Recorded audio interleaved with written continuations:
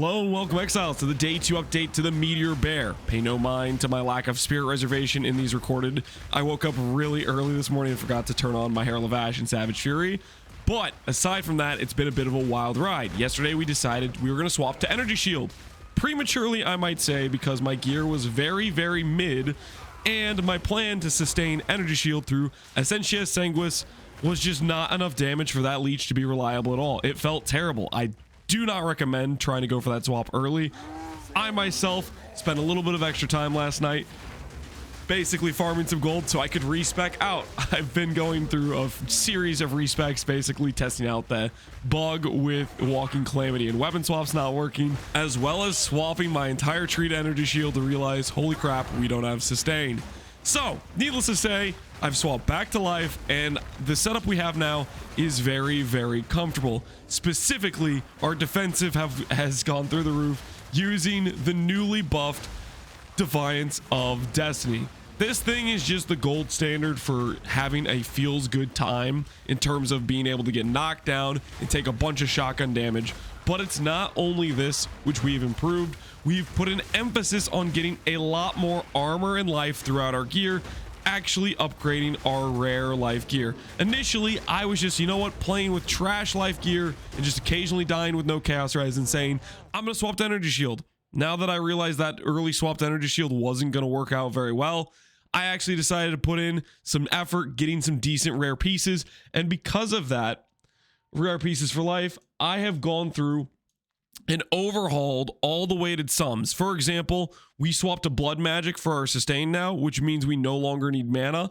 I took all of the mana out of the weighted sums, as well as for rare pieces like gloves, boots, helmets, I have added the armor applies to elemental into the weighted sum. Not only that, with the jewel section of the weighted sums, I have taken out the ES mods and added in percent armor, speed, while shapeshifted, a few mods like that, which should improve your results. If you want to find this specific better trading extension, I have it in the Act 1 tab if you look under the equipment, and you need to copy and paste this code to import it. So that will be up to date and should be a lot better for upgrading your gear. Just make sure you adjust your weighted sums, the weighting up here, as well as for things like body armor. I would highly suggest adjusting the base armor number over here. I have it set to a minimum of 800.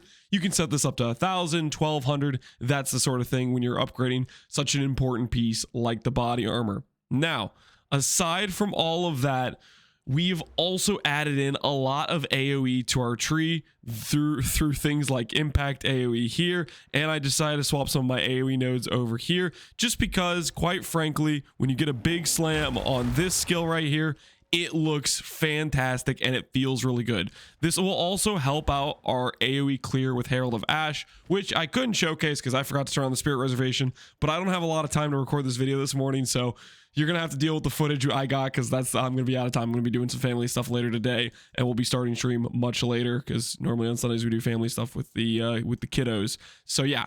Anyways, aside from all of that, we have also upgraded our weapon. I want to take specific caution to tell you melee skills and attack skills are very different for this build, specifically because Calamity is not a melee skill. Originally, when I was looking at Calamity, I had forgotten that it doesn't actually have the melee tag. It might be an attack skill, but it doesn't have the melee tag on it. I thought it did, or at least it did in their like teaser of the skill, but it doesn't actually have the melee tag anywhere on this. So it doesn't scale from things like melee plus levels, and thus using a perfect essence of battle is a very good idea. Where's that perfect essence battle? This thing right here guarantees +5 on your weapon. Simply what I would recommend is get yourself a decent fizz damage talisman, and then make sure it has full suffixes, which guarantees if you use a perfect essence of battle, it'll only remove a suffix and add on plus levels. That was the weapon upgrade we made, which almost doubled my damage. So I'd highly recommend doing that. Get yourself a decent fizz damage talisman, and then use perfect essence of battle to upgrade the gem levels. And that'll apply to not only your maul, your ferocious slam, but also your walking calamity. I swear that page had plus melee on the gem. Aha, I am not crazy. On the teaser, it did say melee. In game, it is no longer having the melee tag, thus melee gems do not apply to Walking Calamity's levels. So one of the changes they did last minute was they removed the melee tag from Walking Calamity, which makes it not scale with things like melee damage and things like plus melee levels. So +2 melee on gloves and plus melee gems on amulet are a little less important. They would be good for single target on Maul and Furious Slam, but they won't improve the damage of Walking Calamity, which makes me feel a little bit better about going Defiance of Destiny, because the +3 you could get on an amulet or +4 you could get on an amulet won't even apply to Walking Calamity. And so this thing can feel pretty dang good in terms of defenses, and you don't need to worry as much about +2 on the gloves. They are still very good to improve things like obviously the Furious Slam damage, but you get the idea. It's not as mandatory as it would be otherwise. Editor Lance cutting in the video because I forgot to go over Ancestral Cry. You may be noticing that during that footage we had armor on our bear with extra fire effects, and when we swiped, there would be multiple clones of our bear appear, and that's because we were using Ancestral Cry. Throughout the map, as you ignite enemies, you generate glory. This is separate from the glory from Walking Calamity. They have separate basic counters for it, and I think it's just fun. I don't know if it's actually too good. It feels like we get a nice damage multiplier from it, and it feels just fun having extra clones appear.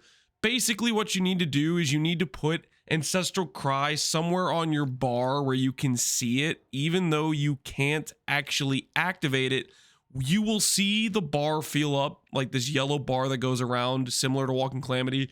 And once it's full, you know you can do the War Cry to then proc it. And you can get quite a bit of duration on this due to prolonged duration and the increased duration per endurance charge. It actually can last like 40 something seconds. So it's pretty cool to use. I can recommend it for that reason. The one caveat is when you click this, you will lose leech from your physical leech, from your ring or from your gloves, or wherever you have leech. You should have leech at least somewhere once. And the problem with that is that's a lot of sustain that goes down the drain. Later on in our build, we're going to have gain physical as extra damage on our weapon, so we'll still have leech even when we get conversion from the buff. But keep in mind that was one downside when you were using this, is it can brick some of your sustain. Just a little thought, food for thought. If you have gain damage on a weapon, you'll be fine sustain wise. If you don't, use it with a little bit of caution, I would say. That's all. Back to the rest of the video. Now, I've been getting a lot of questions about this, so I'm just going to try to address why am I using Omen of Sceptre. Just going to address this one more time because I get it asked a lot. It's for Malice, which gives base crit. Malice, with a level 14 Malice like I have here, I get up to like 6.57 base crit from this. As you get this thing leveled up, it'll apply more regularly, and you can get that base crit going higher and higher. Very nice to help us scale crit. Crit is one of the few scaling vectors that we have in this game, and we have some very good crit clusters in our area of the tree that work out pretty well for us. So that's why I'm doing that, not to mention talismans have a decent base crit. And then the important factor is you need at least 140 spirit from your Sceptre in order to get your two most important reservations, which is Herald of Ash and Savage Fury. Eventually, late game on this character, if you make a really min-max Sceptre, you can start thinking about a Berserk, but to do that, we would also need some more regen recovery in the build to support Berserk, but that's something I want to do late game on the character. Another thing that's nice about the Sceptre is it gives mana regen, which applies to our Furious Wellspring, just another place to get that stat. That's the TLDR on why we're using the Malice Sceptre. Just so I'd address that again because I've gotten asked questions about it a lot. Another thing we changed is I added in the Shapeshift nodes. Early on, I thought these weren't working. I was testing them very briefly in Act 1, just clicking them, checking my tooltip real quick, kind of haphazardly trying to race through Act 1. And I didn't check them properly. I've tested them again. They appear to be working, and they are quite efficient. And the idea is when we're fighting a boss, we're pouncing the boss, applying the mark, and then We're mashing up, you know, mauls plus furious slams plus the walking calamity, and you just need to weave this in every 4 seconds or so. I think it's generally worth it because it also gives us attack, mana, and life leech on top of conk ground for regen, so it feels pretty good. And maybe late game we'll go for one of the better marks like freezing mark or voltaic mark later on in the character. So that's what's going on there. Editor Lance cutting in the video again because I forgot to go over Rampage. Rampage is a very good option if you don't like Furious Slam or you don't like the slaps from Maul. It can kind of work on its own right. I just wanted to go over some of the gem link options: Burgeon, Momentum, Close Combat, Aftershock 2. These are all good links for it, and it is very high DPS. I didn't personally like the play style of Rampage, so you can try it out, see what you think. However, I have one caution of warning. My character, before I used this Rampage, worked fine to do dodge roll. It would dodge roll, and it would just be smooth like butter. After I used this skill, my dodge roll became permanently bricked. Let me demonstrate. Notice how whenever I dodge roll to start a sprint, my character does this obnoxiously long freeze, pause, and I lose, you know, quarter second, half a second, however long that pause is. It feels terrible, and I don't know how to fix it. It's just straight up bugged, and it only started after I used Rampage. I don't know how to make it stop doing that. But let me give you some video evidence that I'm not crazy, and yes, it is in fact bugged. So if you go right over here, look at this footage of when I use my sprint and I don't freeze. I have a fluid motion that occurs when I use my sprint. Right, you can see very clearly my character can sprint just fine. It doesn't randomly freeze. It's actually like a fluid motion. It doesn't glitch in between movements. Yes, I'm very salty about it. I don't know how to fix it. GGG, please fix it. Because having my character have this weird pause that just occurs every time I want to do my sprint feels horrible. But yeah, anyways, just a note, maybe it'll brick your sprint. That's what it did to me. I don't know how to fix it. Rampage is a good skill, but it might brick your sprint. Just saying. That's the current setup for the day 2 on the Meteor Bear. Ultimately, the biggest thing I'd say is prioritize fixing your res. If you feel like you're dying, you need to make sure you get your chaos res, cold res, fire res, lightning res figured out. And on top of that, make your life number go up and make your armor number go up. Armor is going to give you mitigation. Res is going to be your baseline tank factor, and all that will help a lot.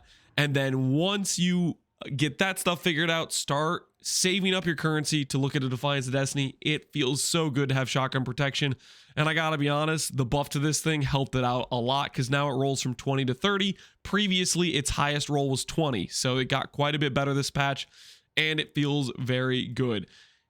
Feels great at 3k life. As you get the character higher and higher HP, it will just get better. That's the plan, at least. Hopefully you guys enjoyed this update on the Meteor Bear. As always, thanks for watching, Exiles. Take care and peace out. Have a good one.